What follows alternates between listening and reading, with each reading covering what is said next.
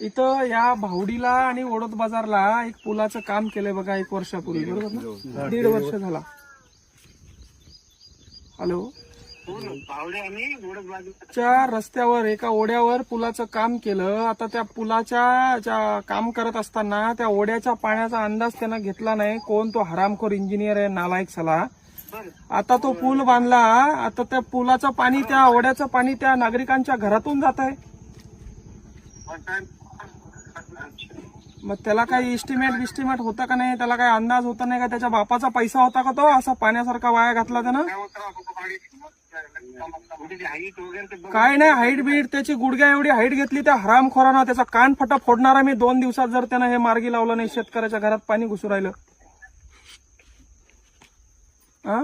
तुम्ही त्याचा आजच्या आज तपास करा. बँडसीचं नाही, जिल्हा परिषदचं आहे. त्याचा कोण कॉन्ट्रॅक्टर आहे तो नालायक, आणि इंजिनियर कोण आहे हरामखोर. त्याचा मला 24 तासाच्या आत तहसीलदार साहेब याचा रिपोर्ट पाहिजे. जर आता शेतकऱ्याच्या घरात पाणी गेलं